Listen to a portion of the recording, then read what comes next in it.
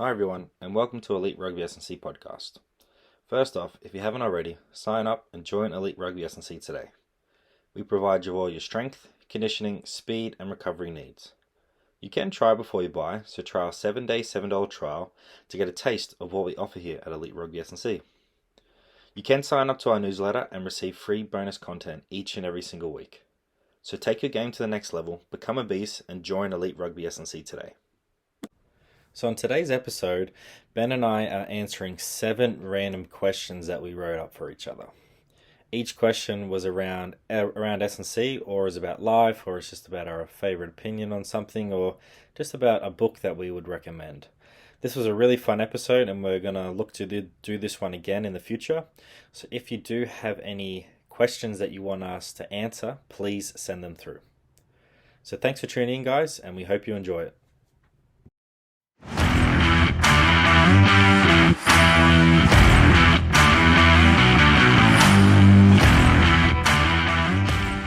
So g'day Ben, how are you? Yeah, really well. Thank you, Kieren. Been watching a lot of football and doing a little bit of housework in between. Really good day.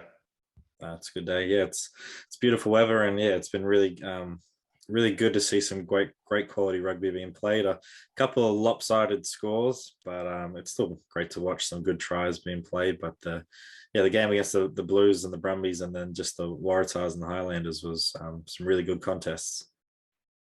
Yeah, and sort of managing people being off the field for periods of time in both games. So yeah, really cool to watch.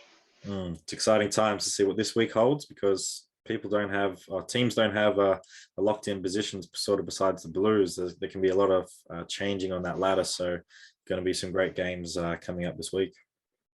Yep. No one knows where they're travelling to just yet, do they? So today we're going to be asking random questions. So we each have 7 questions each. We don't know what the person's going to ask, and we're just going to go into it and see what the person's response is, and we'll add some thoughts onto that question as well. So the questions could be around S&C, could be about life, could be something funny. I don't know what Ben's got installed for me, but yeah, it's going to be fun. We're changing it up this episode, so I'll let ladies go first. So Ben, did you want to ask the first question? It's very impolite of you there. Yeah. Oh well, Let's go S&C question here. So you're preparing a running plan for a pre-season. The way that you organise your running, say your volume and intensity, are you long to short or a short to long in terms of your volume and intensity, how you progress? It's a good question. So if we're just starting out, I'll make it, I don't know, quite easy. But even though my sessions, when I say quite easy, people still struggle sometimes, which is it's always funny to see when you say that was week 1, that was quite easy. So I like to split it. So on the Tuesday, we'll probably look to go for the longer type intervals. So you could be looking at, say, from a tight 5 perspective, say 50 meters, and then up to the outside backs could be looking around like 70 meters. So I'm trying to individualize it a little bit to each position. Plenty of rest. So looking at that 1-to-1 rest work ratio. If I've got plenty of time, we'll do some running. Then we'll do some change of direction, but we're also going to be adding in some small-sided games as well, with the different variations of drop-off touch, or it has to be 2 hands, or it has to be 2 players have to touch you. And then, yeah, so I'll look for the longer interval stuff on that day. Then on the Thursday, looking at more of the short, sharp type work. So the shorter intervals, so maybe working over, let's say for a tight 5, maybe 30 meters, and then outside backs up to like 50. You could be working on like a 10-second clock, 10 on, 10 off, or 10 on, 20 off, and doing some off the deck stuff as well, and also doing like a Malcolm as well. And again, doing some small-sided games, or changing it up completely. If we're in the start of the preseason, we could be doing some offside touch, so adding in some games where the athletes don't realize that they're getting some Ks under their legs. But yeah, I'd say it's around that, but also splitting up some run tech and sprint stuff between both sessions. And one could be we're doing some max velocity stuff, but the other ones I could be teaching them how to change direction a lot more efficiently and start to get those movement patterns down packed again. If they've been away for a while and haven't done it, let's go back to those basics and just start to understand your body more and how to improve that area. So yeah, that would be my answer. What would you think? What's your yeah, it's a difficult question. So it depends on the groups, and probably for the context I'm talking about, long to short would be the distances that you're going or the volume that you're running at. For fitter groups, I'd go from longer to shorter running as I progress through the weeks, because they're pretty good usually from a running point of view. Like the better the group, they're actually pretty good at running. If I've got a brand new group that's pretty low on the scale in terms of volume, it could be like a school or a really, just lower run sort of on the professional level, so to speak. I'd go short to long just because I'd want the quality of their running to be better. So people that haven't done much running, their technique breaks down quickly. So that's where I'd go the short to long initially for that group to actually build up the capacity of their legs. But a more elite group, the running is usually pretty good, pretty stable. So build a more volume and then bring down and go to a more intensity base. And when you're looking at the elite end, you're not doing so much of the running. That's how you organize your drills, so your skills work when you're working with a coach or an assistant coach or a head coach. When you're designing the length and the sizes of your fields and your drills, that's the methodology that I'd use, because you don't do as much running with them. They get a lot of that work besides some specific top-up stuff done through their actual rugby. Yeah, totally. And we've talked about that in the past. Just make sure you as the coach understand what the athletes are doing in those other drills, and then if you don't have to do that with them, awesome, let's do something else and try and get a different adaptation and change it up. Don't just keep doing the same thing. Yeah, but definitely keep an eye on the volume in them and the intensity. Yeah, sure. Definitely. So do you recall a specific game-changing moment or moments in your career where you were able to become a better coach? So you could have learned a new method in the gym, or you're learning from a mistake, or just advice from a fellow coach? Yeah, I think probably there's two things there. I'll talk about them. The first would be when you're first organising training sessions and so forth, whether it's gym or field, you want them to look super organised and be in control of everything. You want things to happen at the right time and really control what everyone's doing. I've learned sometimes you've actually got to woe back a little bit and let things actually develop in a way, and find out where things are falling apart a little bit, because then you can actually design better training sessions. So there's nothing wrong with a couple of mistakes being done in drills and that type of thing, because then you actually learn the physical and the mental capabilities of your team, and then you start designing better training sessions that challenge them. So a perfect looking training session is probably one of the worst, because no one's been challenged, including you or them. No one's learned anything from that. So it's getting away from everything needing to look neat and tidy and perfect all the time. That's, as soon as you make that adjustment, you're not worried about who's watching you coach. You become better at coaching the situation. I think that was a really good one. Second one would have been, we're going back 13 years ago now, started using GPS. And then I got into the nuts and bolts of, wait, okay, cool. Now I can work out training loads and drill loads down to individual needs. And I went a little bit nerdy, as you do at first, and I went down from all our training sessions, then to all our drills and within games. I started finding these things, and I called them back at the time clusters of high intensity. So they'd have to be higher than 2 minutes, and they'd have to be higher than 75% of the norm or the means in a normal activity. So it could be, and I'd look for those clusters in the game of where they existed and how close they were to each other. And I started designing all my conditioning drills around that, rather than just having meters per minute, rather than just having distances that they had to reach in time. Then I'd convert that to the number of meters per minute in those drills, the number of accelerations, and the number of accelerations in getting off deck. And as soon as I started doing that and helping coaches understand workloads, we had so much more predictable performance in a good way. So that was probably the biggest learning curve, and I really enjoyed that. Basically, you've got to use the data and then plan. So retrospectively, I've looked for it, but then I've used foresight from that to actually plan, and that led to 4 premierships in a row when we adapted that workload, which was pretty cool. No, that's good. I would say just one that sort of I thought of from my top of my head is before trainings. I don't know how long ago I started doing this, but it was really evident with where my old rugby club. The last 2 years I was with them, was I would always practice what I wanted to say for the drills in the car on the way to training.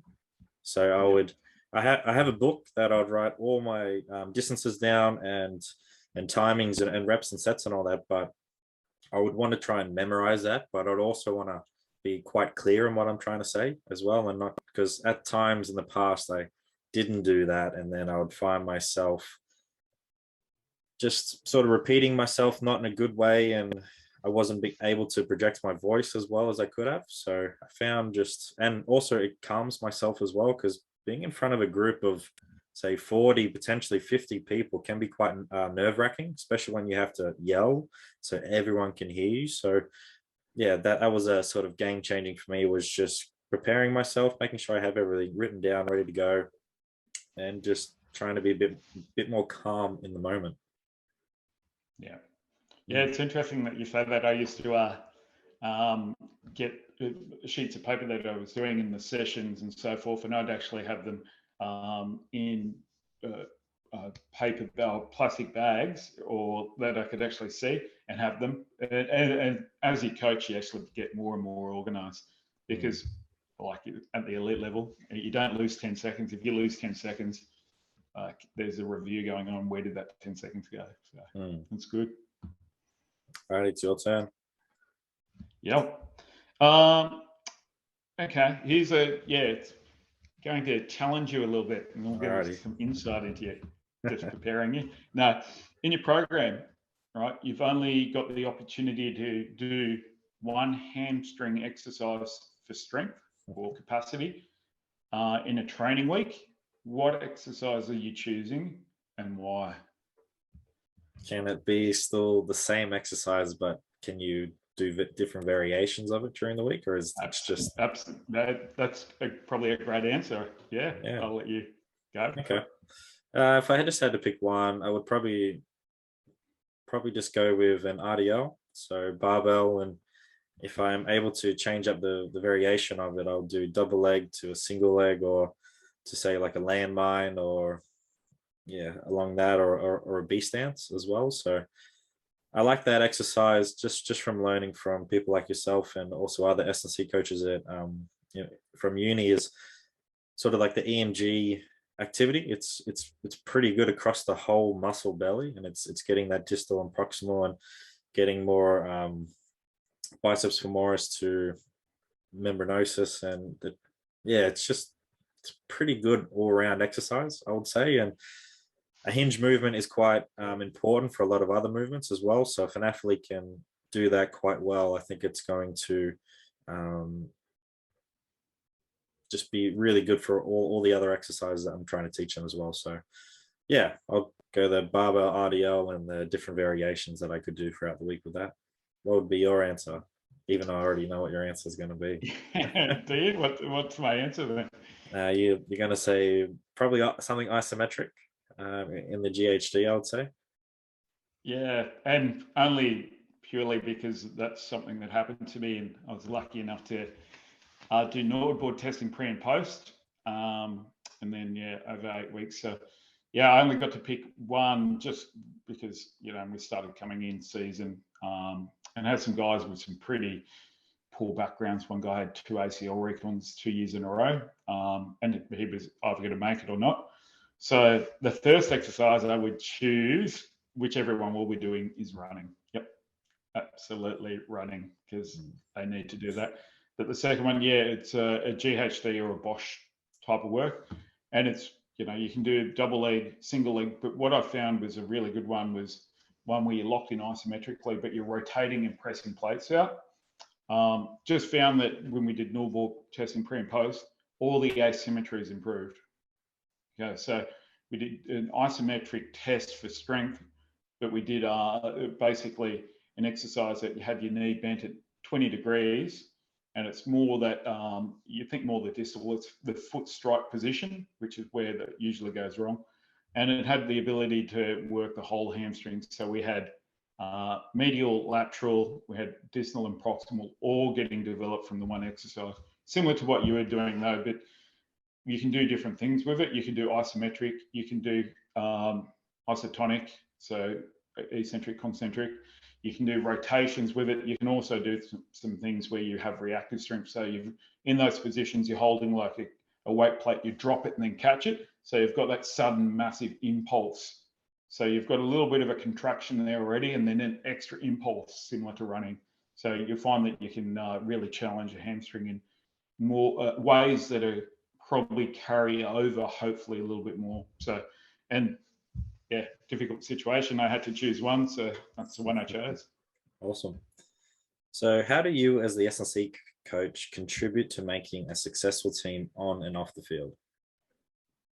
Well, you're part of a team. So how you contribute is that you know that you're there serving the coach and the coaching staff, and you are serving the players to give them better careers. So you're in a service basic role. You're there to serve these people to reach their goals. So what you have to do is make sure that you're towing the party line. You're, like I said, a shock absorber. So you're increasing or decreasing intensities in your activities so that that car's driving across the road, and when it hits a bump, you've already planned for it in your workload. Like it should be maybe a short turnaround. Your activities mean that no one even notices a dip in performance because you've monitored all of that. So it's a lot of planning and organising, but it's being a genuine team player that connects with your coaching staff and your players and understands each person's different psychology and biomechanics, because you've got to adapt your program for them. Okay, they don't have to adapt to your program. So that's how I say it. How about yourself? Yeah, I'll sort of build off yours. I would say it's getting to know all the players and coaches, getting to know why they're doing what they're doing, as we've discussed previously on the episodes, and especially the medical team as well, getting to understand that, hey, we're all part of the team, like part of this team, and trying to do the best for that player. I think it's also making you, as a coach, you're not just a coach, you're more than that. So if you're interested, try and learn more about strapping. So if you can strap some players and become more of an asset to the club, awesome, go and do that type of stuff. It's also practicing and sort of setting the example as well. So say, for instance, after game day, in the change room, it's picking up the rubbish off the ground. And if players see you doing that, you're like, oh, I'll help out that as well. So it's setting the standard, not just sort of commanding people to do the standard. It's you're practicing what you preach, and you're also doing it, and players see that you're trying to do good things and become a better person, but also hopefully that rubs off onto them as well. Yeah, there's a great saying, actions speak louder than words, so shut up and do something. Yeah, it's a great saying. All right, you're next. What's your next one? Yeah. So in season, what are your non-negotiables that players need to tick off to stay healthy each week? Keep showing up to the gym, keep showing up to training. Even if you're injured, you can still do something. And that something can be doing some off feet, we're doing some extra core or stuff like that, or some skills. And if you are injured and we're not doing, say, heaps and heaps of running, where in your first couple of weeks of your rehab running, we're still going to go do some skill stuff and do everything. You're not just going to stand off to the side in your UGG boots and warm jumpers and all that and just stand there and talk shit. You're going to be actually doing stuff for that whole session. So, but yeah, it's sort of just what Darcy Swain talked about last week, was just being consistent. If you can be consistent, coming to the gym, giving the best effort that you can that day, and that's the same for the field session as well, then you're going to be performing really, really well, and you're going to be more resilient and more robust, so you can keep putting consistent performances each and every single week. It's also continuing to show up when it's terrible weather outside. It's cold, it's raining, you don't really want to be there, you've had a shit day at work. Just show up. Like, you got to keep showing up. We play a team sport, and you're a part of a team. You got to show up for the team. So yeah, just don't forget about the team. Keep showing up to training, doing the work. But also, I'd say a non-negotiable is keep communicating to your coach. If you're not feeling well that day, or my back's a bit sore because I was sitting down most of the day, sweet, communicate that to me or to your coach, and we can adjust the program to make it more sensible for that day. And yeah, I'll just say those: be consistent, keep the communication up, and if you're injured, you got to keep training. Yeah, I really like that, being consistent. And if you are injured or you get a niggle, like, it's an opportunity to get better somewhere else. And how good is bad weather? I used to, even as a coach, I love it when it's wet, it's cold, you're out there and you just go, enjoy this, because most other people are going, oh, I hate this. Like, suck it up, enjoy it, because you're developing some mental toughness. And if you do it with a smile on your face, it's infectious and it rubs off. So particularly if you're a coach as well, just go, how good is this?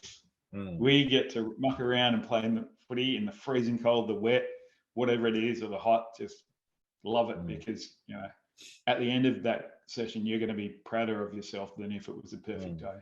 So some of the boys from warmer climates, when they come down, really struggle here in Canberra.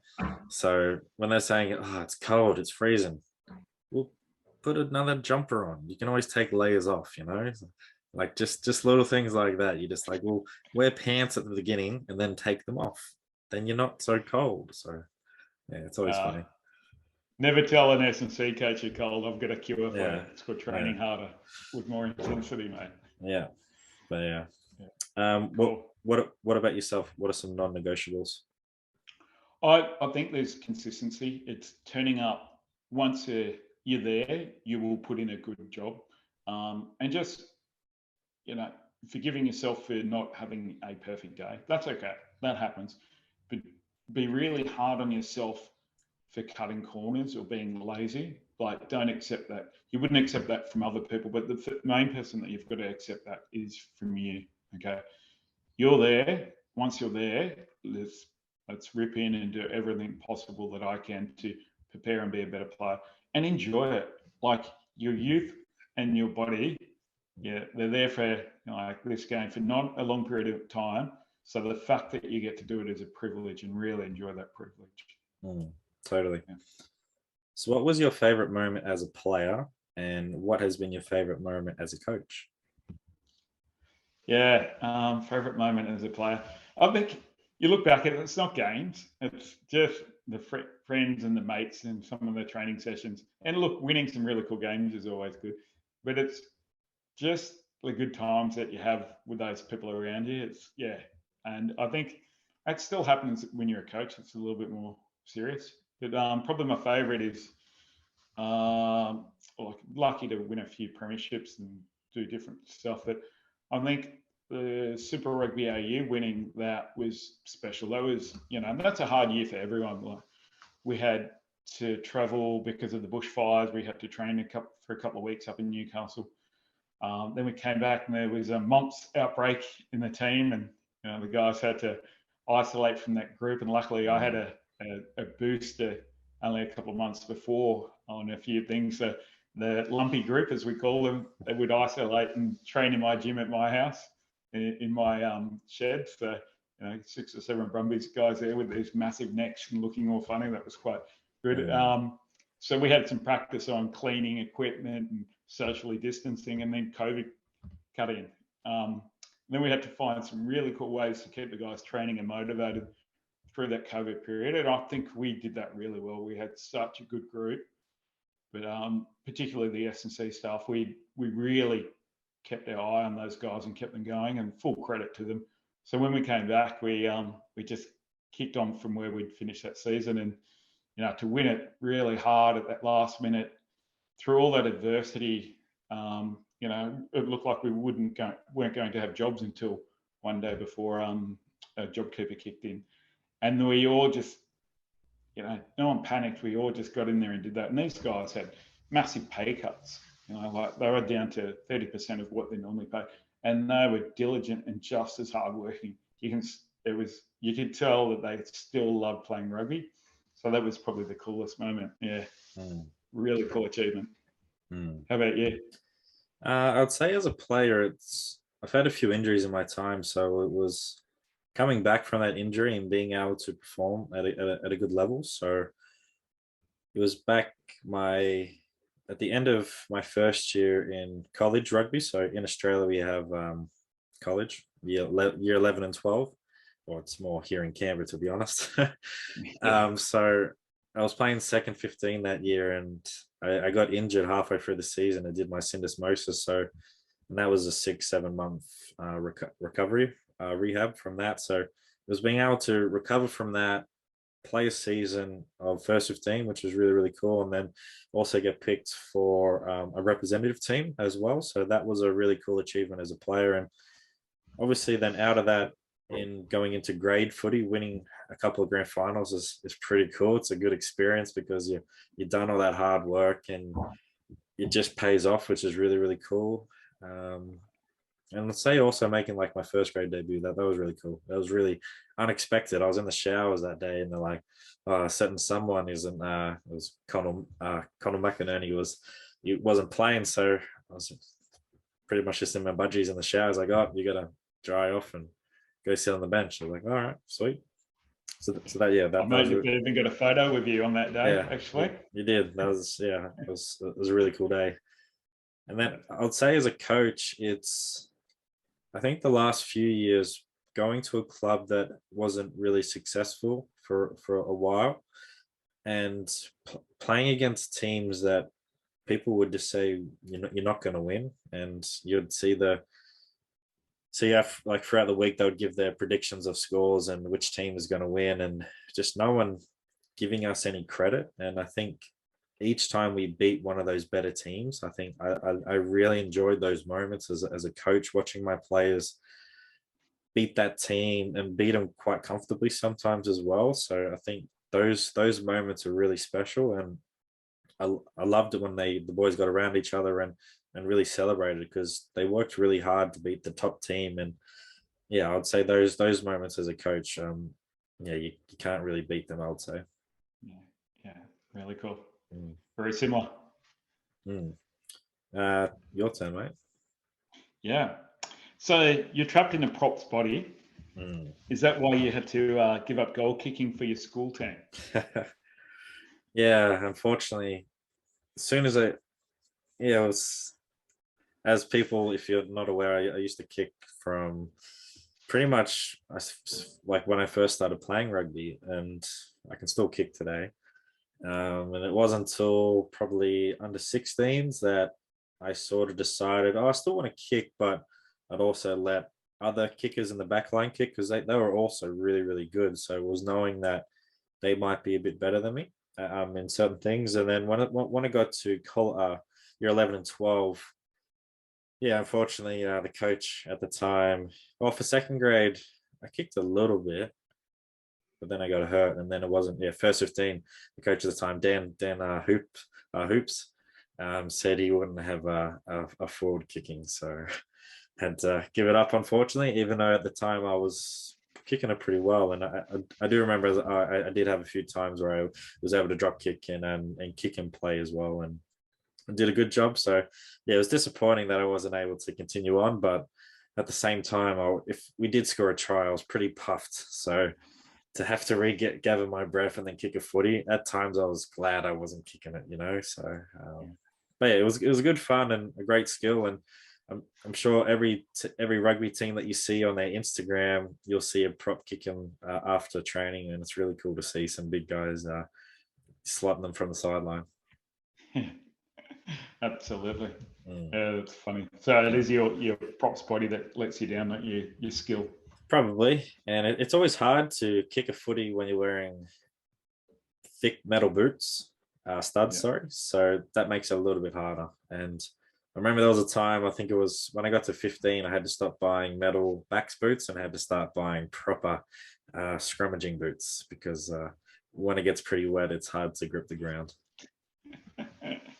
Too funny. So what advice would you give to up-and-coming S&C coaches wanting to take the next step in their careers? I'd say start coaching. Like if you're thinking about coaching, find a team, help them out and start coaching. Don't expect to be paid. Like a lot of people are going, go volunteer at your local club. I don't care what sport it is, what grade it is. While you're going through uni, coach. Because your coaching skills are just as important as your knowledge. Okay, you get your knowledge from your university, your critical thinking, your ability to research, create reason, and develop some good programs. But your coaching is how you interact with people, your athletes and your coaches, medical staff, all the time. That is the critical skills that you need. Lots of people have the knowledge, but most people don't invest enough in their coaching experience. How about yourself? Yeah, I would add on that.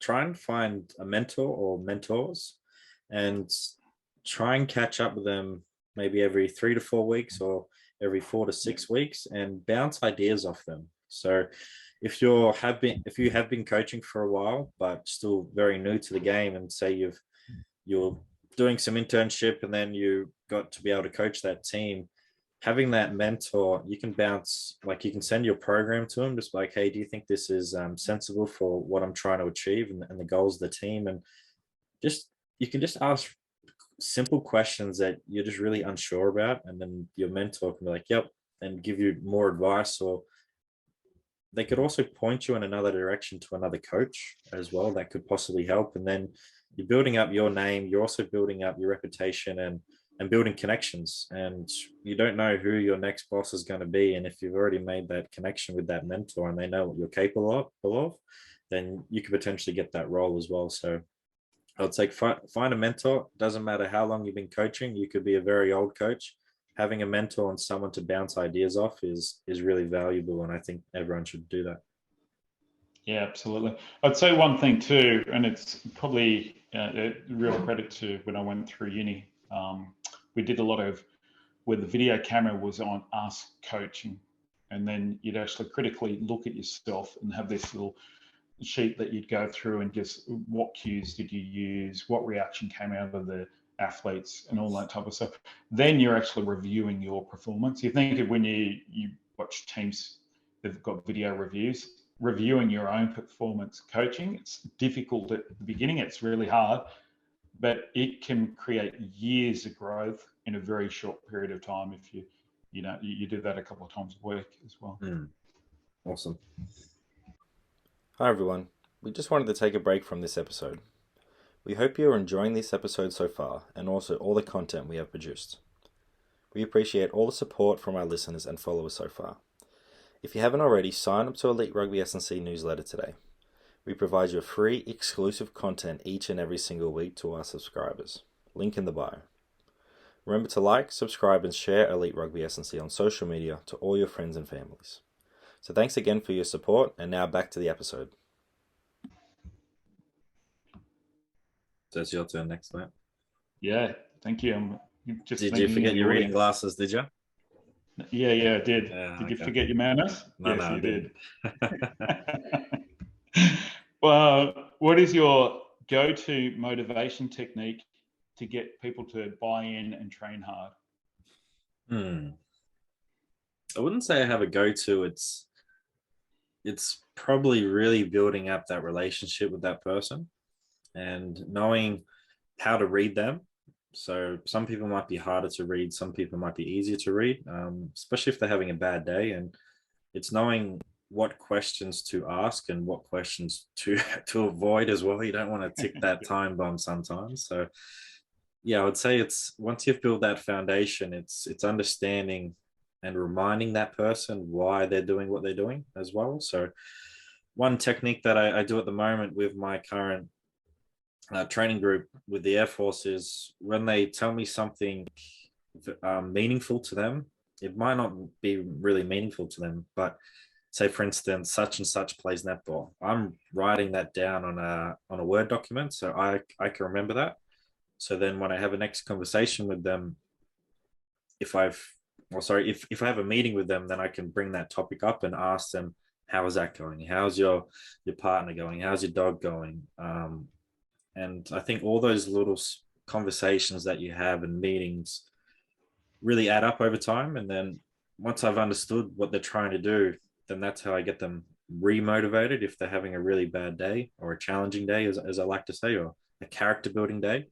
And yeah, just have that conversation and we can be honest, and I can help remind them and point them in the direction that they want to go to. And yeah, so it's not just one, it's a process to understand that person and understand their story and how I can help them.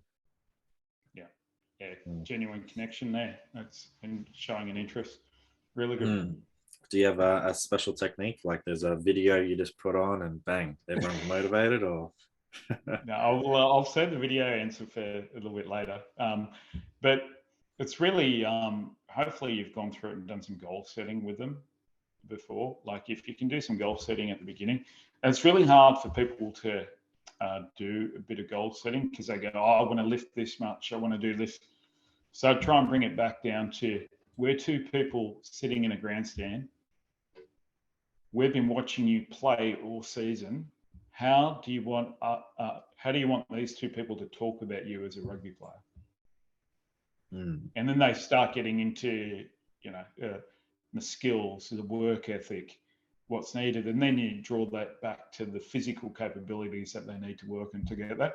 Because it takes themselves outside of themselves and gets them to see, wait, these are my friends, my peer, and potentially coaching staff. This is how they would think about me.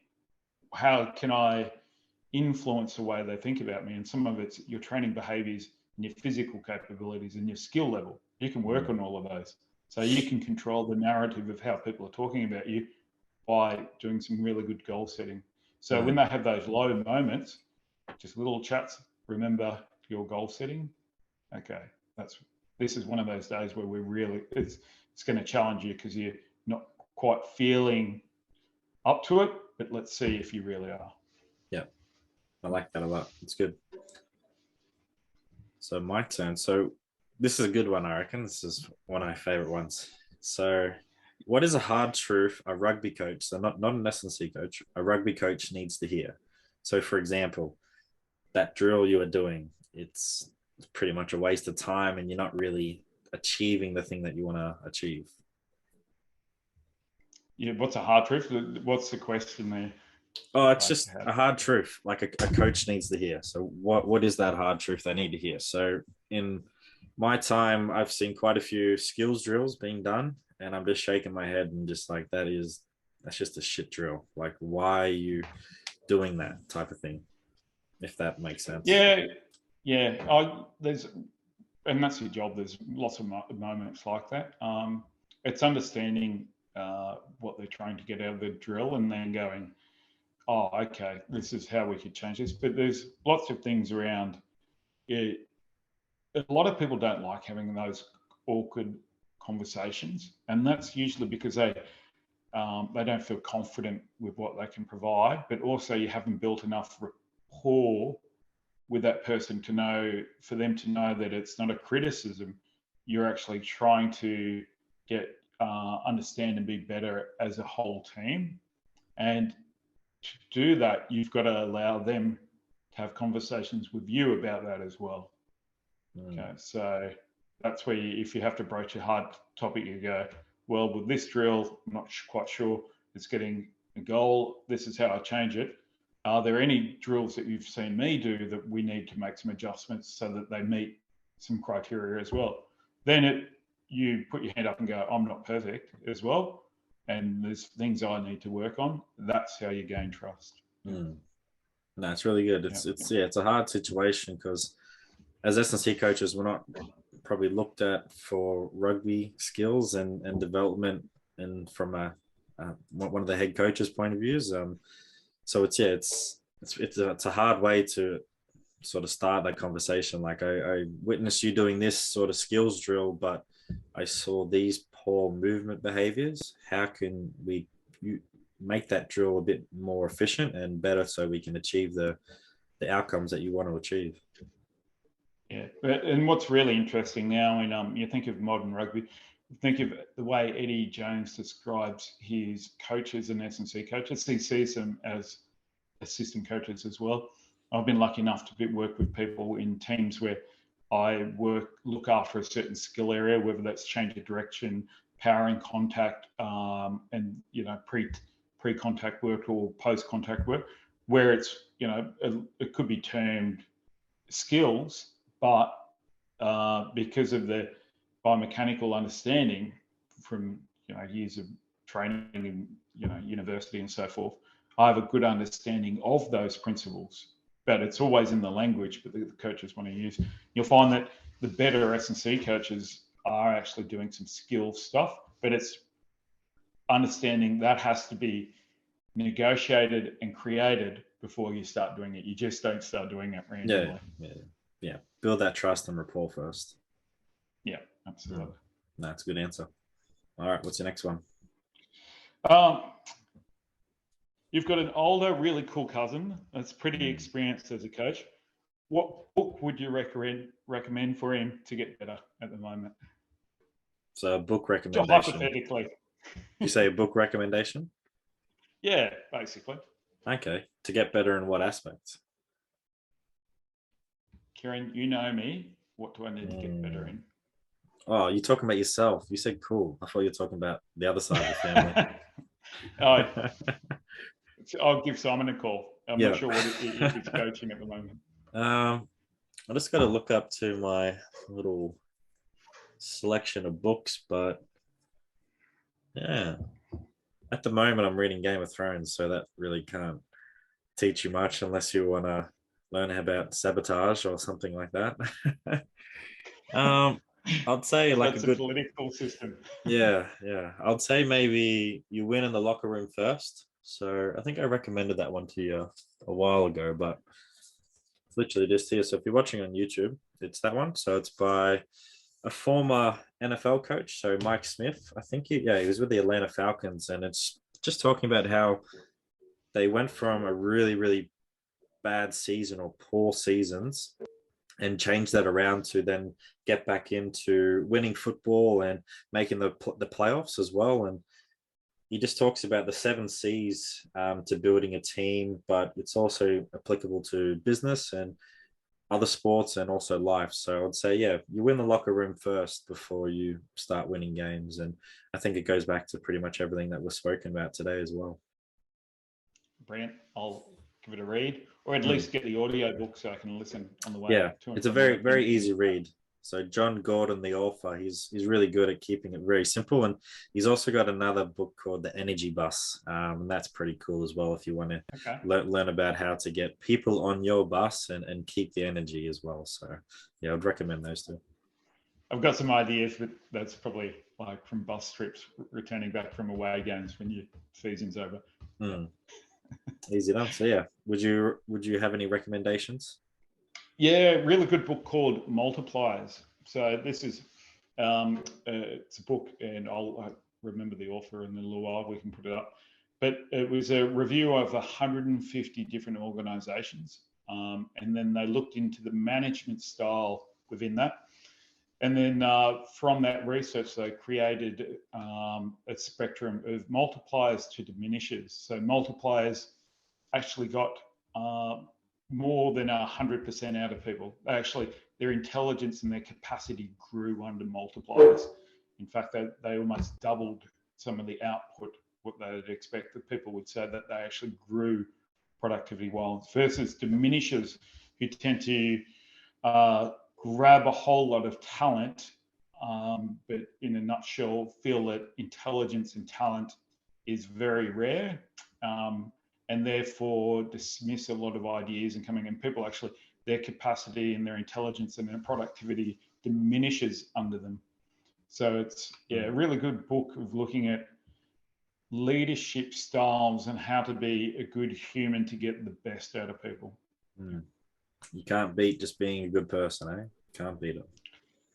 Oh, it's also you challenging people. Like being a good person isn't just always kind. It's actually giving them challenges for people to rise through as well. So, but it's making people feel and that they are producing and being an active participant in your organisation, and that they're growing. So, I think this book I've read a few times. I always go back to it, and that's why I was able to keep assistants and interns motivated and coming back and really performing, because I'd give them areas to control and wouldn't micromanage and actually just offer mentoring type of work. And I think that was really helpful. So it's a good book if you want to ever do some form of coaching or managing of people.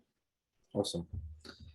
So you touched upon this a couple of questions ago, but what is a common scenario when seen training, especially during conditioning work, is certain players will half-ass the conditioning work or cut corners and not put in 100%. What do you do as the coach, but also what do you do as a player as well, if that was your teammate? So this is a great question, and this is one that I've wrestled with a few ways. So more aggressive to more passive to more a shifting of ownership to the players and other people. So at first, the first way that I used to manage it, I would just notice, wouldn't say anything, and then I'd go, okay, 8 more reps, and the guys would go, what do you mean? And I'd just go, okay, there was 3 people that were a metre short. There's guys that went early there, so I've counted them, and they'd go, why didn't you tell us what's going on? And I'd just go, you were standing next to them. On the football field, if someone's not doing something and you're getting in the right position, whose responsibility is it? Okay, so that's why we're all doing it again, because you had a friend that was struggling, you let him struggle and you didn't push him along. So I found that was, at first they get upset with me for not holding the standard, and then you pass the baton to, well, it's happening on your watch next to you. And that was the quickest change. In the past, I used to yell and go, so-and-so, you didn't make that line, let's go again, blah, blah, blah. But I can't do that on the field. I'm not out on the field playing that game with them if I'm the coach. So it's instilling behaviors there. And it's also, if the guy is struggling, sometimes he might be so struggling that a little push from his mate is the difference. So that's how I deal with that. No, it's good. And I think you have to really know your players as well and understand the drill before you're prescribing it as well, and making sure that the targets that you have put out to them are achievable. Because if you have prescribed certain distances and they can only get the first 2, and then you're putting in those standards, you're not making the time, so we're doing extra reps. It's not good for anyone, and it's not good for people's just confidence in general, and they probably won't want to put in the work for you. So making sure that you have achievable distances and times that they want to run for conditioning work, and then slowly increase them and make it harder so they push themselves. A little trick I would do is make sure people are on side. So look to the left, look to the right, every single rep, and make sure that person's on side. And you'd be surprised that you thought your teammate to the left was on side, but he actually wasn't. So it's like, oh, come on, put your foot back. So you'd be doing that and making sure everyone's counting the reps and saying the blitz and all those little cue words that you have in your conditioning. So you keep everyone accountable. So the person who's on the right side can hear you if you're yelling from the left side, and making it nice and loud, and I think doing all those little things. But I think there is a time and a place where you do name and shame, because there has been times when there's those certain players that just keep half-assing it. So there has been times where I've told them just to sit out, It's like just go out. You're not doing anything good for the group. You're actually slowing the group down because they're having to do extra work. So I want you to stand over to the side and watch your teammates work hard, because they're the ones actually doing the reps properly and you're not doing it properly. So I think there's times when you have to be that strict so everyone knows that this is the standard. We're trying to achieve something that we haven't achieved in a while, and it comes back to how we train, because how we train is how we play. Yeah, sounds very familiar, all of that. Yeah, I wonder where I got that from. But yeah, and it's infectious. So like you really realize when you go to organizations that don't do that, like it's those little fine details make a massive difference, and they're so easy to fix up. But unfortunately, sometimes you as a coach have to seem like a hard ass, but that's okay, because you're there to push and achieve things that we don't think are possible. And then all of a sudden they become possible, and then they become the new minimum standard rather than a reach, because you progress it. And like you said, organizing your prescription so it's achievable, and then you extend that over time is the way. Yeah. Totally. So what's your final question you got for me? I think I've got, I did all of mine, didn't I? Yeah. I think you got one more. Do you have one more? Oh, no, you should have one more, I think. Should I? Because that was my sixth What's question. the question I haven't asked that I should have asked? There you go. Oh, that's not fair. Come on. Because if not, I can just ask my question now. Yeah, ask your question. See if you can figure out one while we're trying to answer this one. So, when looking for an online program as an athlete, what are some red flags an athlete should avoid or be aware of? Online looking? Yeah. Yeah,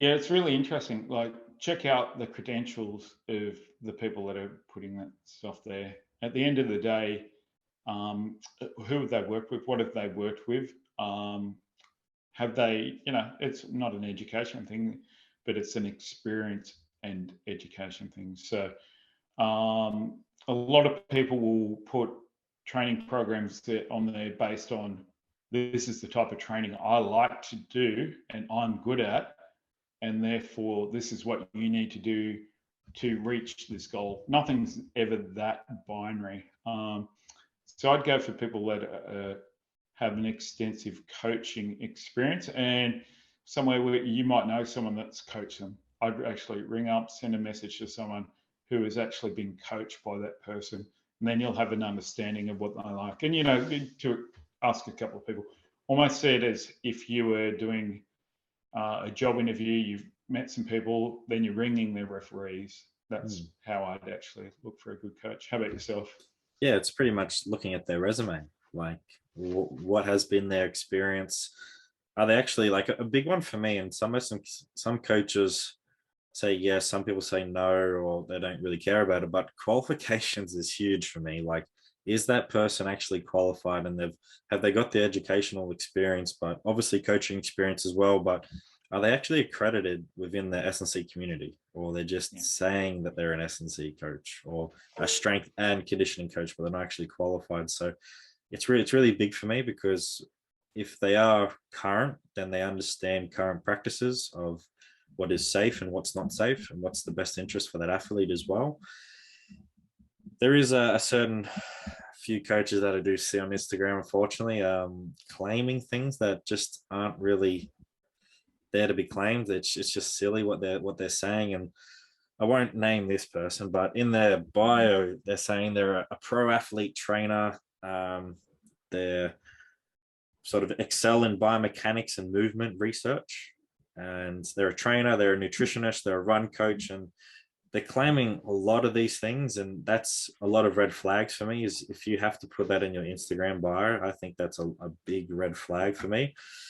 And then it was also just watching their content and listening to them, and the stuff just doesn't make sense. Like, if you were qualified, you wouldn't be saying that answer. You would understand. And one of them was, the person said, okay, I was answering a question about boxing. So, yeah, you need to be really strong in your rotational movements. So you should be doing this exercise. And it was something completely different. It was an anti-rotation movement. So it was just like, you just contradicted yourself there, mate. So yeah, I'd say those are some red flags of people claiming to be something that they're obviously not. And yeah, there's quite a few people out there, unfortunately. Yeah, it's going to be our industry and all other industries. So just do your research and make sure that you put in your due diligence of researching who trains with them or who has. And like if you struggle, like maybe send us a message. We can help you out. Yeah, I'm more than happy for people to message myself and us. And if they don't want to do our program, that's completely fine. But if you are in a different sport or whatever, and you're looking at a coach potentially, reach out to us and we can just have a quick look and just give our 2 cents on the matter. Yeah, and make a few little text messages and emails or phone calls and find out what's going on. And your reputation is so important in this industry. So the ones that want long careers actually, accept that they can't train everyone. You're not an expert in everything, and some people you're better off referring somewhere else because that's not your expertise as well.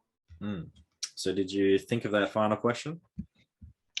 Yeah, I did realise that I had the first one was combined. Okay. So you're long to short.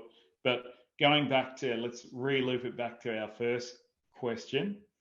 So why do you take it so easy on props with your running programs? Oh. Are you still feeling like they got picked on? Is that what?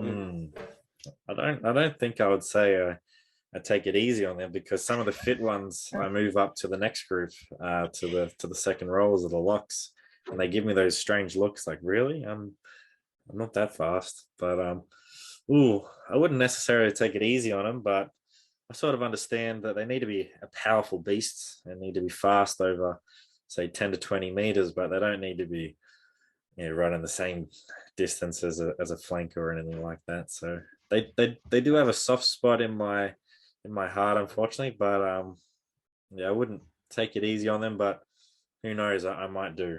I might take it easy on them just because I feel for them, because we're carrying a bit of extra weight, so that has to mean something when comes to conditioning, I would say. But yeah, who knows? Yeah, no, I don't think you take it easy on them. I was just trying to stir you up, and I think I did a good job. No, that's a good question. It's a good question. I'd have to reach out to my fellow props that I've coached and see if I took it easy on them or not. But yeah, so any final thoughts from today, Ben? No, really good.